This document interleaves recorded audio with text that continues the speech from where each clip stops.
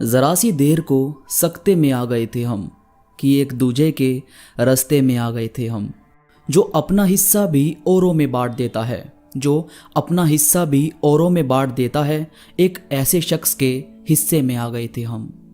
दोस्तों, बात दरअसल ये है कि हम किसी को अपने पास रखना तो चाहते हैं, हम उसके साथ टाइम स्पेंड करते हैं, पूरे पूरे एफर्ट्स उसके साथ रहने के लगाते हैं, मगर यार वो शख्स हमें उस तरह से याद नहीं करता जिस तरह से हम चाहते हैं। अब या तो वो खुद से मैसेजेस करे और अगर प्यार है या केयर है तो जताए भी, मगर नहीं, कई बार जो होता है वो सिर्फ हमारी साइड से होता है, उसकी साइड से वो केयर, वो बेचैनी हमें नजर ही नहीं आती जो आनी चाहिए। तो भाई हम ऐसा क्या करें कि वो शख्स भी हमें सोचे, हमें उसी तरह से याद करे जिस तरह से हम चाहते हैं। इजी लैंग्वेज में बोलूं तो हम ऐसा क्या करें कि वो शख्स भी हमें पागलों की तरह याद करे या कम से कम हमारे बारे में सोचे जरूर।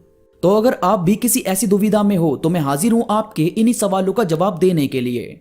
शर्त बस इतनी सी है कि आपको इस वीडियो को पूरा और ध्यान से समझना होगा।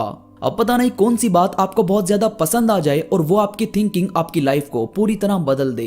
तो बस आप जुड़े रहो इस वीडियो में आखिरी तक। तो चलिए दोस्तों, शुरू करते हैं। सबसे पहले है बहुत ही आवाज लगाना बंद कर दो। अब आवाज लगाने से मेरा मतलब ये नहीं है कि आप उसे बुलाना बंद कर दो या उसे आवाज देना बंद कर दो। आवाज लगाने से मेरा मतलब आपके कॉल्स और मैसेजेस से है। देखो, जैसे आपके घर में कोई वॉच किसी जगह लगी हुई है और आप उसमें टाइम वगैरह देखते हो, तो जब तक वो वॉच उस दीवार पर लगी रहेगी तब तक आपका ध्यान उस पर ज्यादा नहीं जाएगा। पर जिस दिन वो घड़ी उस दीवार से उतर गई ना, तो आपको उस पर कुछ खाली खाली महसूस होगा और आपकी निगाह बार बार उसी दीवार पर जाएगी। अब ये जो एक खालीपन सा एहसास है, जो आपके सबकॉन्शियस माइंड में चीजें घूम रही है कि वहां से वो घड़ी उतर गई है जिसमें आप टाइम देखते थे, यही खालीपन आपके दोस्त को, आपके करीबी को सिर्फ तब फील होता है जब आप जरूरत से ज्यादा कॉल्स और मैसेजेस नहीं करते। हम ना ये सोचते हैं कि हम बहुत बात करेंगे तो ही उस शख्स को याद रहेंगे। दोस्तों, याद रहने के लिए ना याद आना बहुत जरूरी होता है, और आप तो उसे याद आने का मौका ही नहीं दे रहे, आप तो उसको खुद को सोचने का वक्त ही नहीं दे रहे। अब किसी की निगाह के सामने बहुत ही ज्यादा रहोगे तो वो तो नजरअंदाज करेगा ही ना। इसके बाद है अपनी बातें, अपना पास्ट, अपने आप को एक्सप्रेस करना आपको आना चाहिए। देखो, कभी भी हर एक चीज एक बार में मत बताया करो। कई बार ना रिलेशनशिप या कोई भी रिश्ता इसलिए भी बोर हो जाता है क्योंकि एक वीक में उनके पास सारी बातें खत्म हो जाती है। फिर उनका ना वही और बताओ तुम बताओ वाला सीन शुरू हो जाता है। और सच बताऊं तो इतना कंफ्यूज कोई एग्जाम देते वक्त नहीं होता जितना और बताओ के बाद क्या बोलना है उसमें हो जाता है। तो मैं यही चाहता हूं कि आपकी कन्वर्सेशन में और बताओ वाला सीन बहुत ही कम आए। अब इसके लिए आपको करना यह है कि अपनी बातें जब आप बता रहे हो, अपने पास्ट का जिक्र कर रहे हो, तो कुछ बातें बताने के बाद ये बोला करो कि यह बात मैं आपको फुर्सत में बताऊंगा कि आगे क्या हुआ था। इससे क्या होगा, सामने वाले के मन में आपको जानने की क्यूरियोसिटी बढ़ेगी, दूसरा आपकी बातें कल के लिए बचेगी। और ऐसी ही हजारों बातें होती है जो हम किसी भी इंसान से शेयर कर सकते हैं। कुछ हंसी मजाक के किस्से, कुछ लाइफ में अच्छे बुरे चैप्टर्स। आपकी बातें ही किसी भी इंसान को आपके क्लोज लाती है और आपसे दूर करती है, तो इस पर काम करना बेहद जरूरी है। इसके बाद जब आपकी उससे बात होने लगती है, मतलब आपकी ठीक तरह से बात हो रही है और आप उसके व्हाट्सएप स्टोरी का अच्छे से रिप्लाई देते हो, उसकी पिक्स पर कमेंट वगैरह करते हो, ये सब जब बहुत अच्छे से हो रहा हो ना, तो एकदम से सब करना बंद कर दो, बल्कि अपना व्हाट्सएप भी एक दिन के लिए ऑफ कर दो, यानी ऑफलाइन हो जाओ। और ये देखो कि वो बंदा आपको कितना मिस करता है। अब अगर वो मिस करेगा तो वो अगले दिन या तो आपको बोलेगा कि कल कहां थे, आपके बारे में सोचा, या फिर आपको मैसेजेस छोड़ेगा कि आज कहां पर हो। अगर ये दो चीजें हो रही है तो इसका मतलब है वो रियल में आपकी केयर करता है। पर अगर ऐसा नहीं है, इसका मतलब है उसकी लाइफ में और भी चीजें हैं आपसे बढ़कर। इसके बाद कभी आप कहीं घूमने जाते हो या कहीं मिलते हो तो अपना कुछ सामान उसे पकड़ा दो और उसे बोलो कि ये चीज आप उससे जाते वक्त ले लोगे। पर आपको ऐसा नहीं करना आपको सिर्फ वो सामान उसके पास रखवाना है और जाते वक्त नहीं लेना।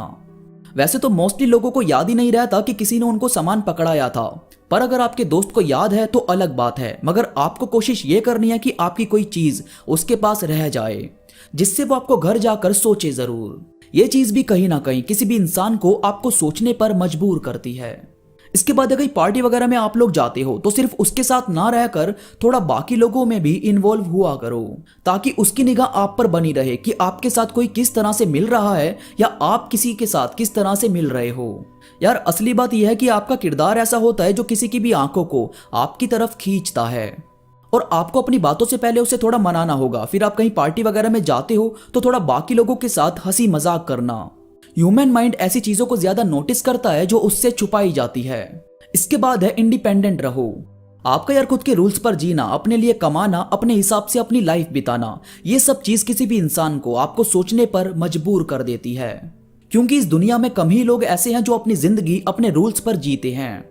मतलब उनके कुछ रूल्स होते हैं जिनसे बाहर जाना वो पसंद नहीं करते। उनके लिमिटेड दोस्त हैं तो ये उनका रूल है, उन्हें जॉब करना है या बिजनेस ये उनका रूल है। मतलब कभी भी अपने अंदर किसी भी तरह का कंफ्यूजन लेकर मत घूमो, हमेशा क्लियर रहो और क्लियर ही बात करो। ये आपकी पर्सनैलिटी के लिए बहुत ही ज्यादा जरूरी है। और सबसे आखिरी है, आपको वो किसी भी तरह ट्रीट करे, चाहे प्यार मिल रहा है या नहीं, आपको अपनी खुद की जो रिस्पेक्ट है, जो खुद का प्यार है, सेल्फ लव है, उससे कॉम्प्रोमाइज नहीं करना। आपको खुद को रिस्पेक्ट देनी उतनी ही जरूरी है जितनी सामने वाले को, तो खुद की केयर करो। कभी अपने माइंड को किसी के लिए इतना परेशान मत होने दो कि आप अपने ही काम से भटक जाओ। बाकी यार दुनिया में प्यार देने आए हैं, प्यार करने आए हैं, लाइफ में खुश रहने और एंजॉय करने आए हैं, तो बेशक सब करो और अपना ख्याल रखो।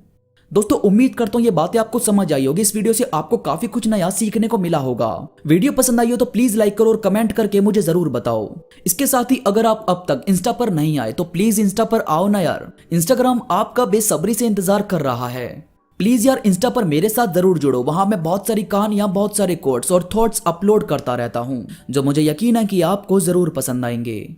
और प्लीज इंस्टा पर मुझसे अभी जुड़कर 50,000 की फैमिली कंप्लीट करवाने में मेरी मदद करो, ताकि मैं जल्दी से जल्दी Q&A का फर्स्ट एपिसोड आपके लिए लेकर आऊं। इंस्टाग्राम का लिंक नीचे डिस्क्रिप्शन में मौजूद है। तो अभी के लिए बस इतना ही, मैं मिलूंगा आपसे नई वीडियो के साथ, तब तक के लिए धन्यवाद।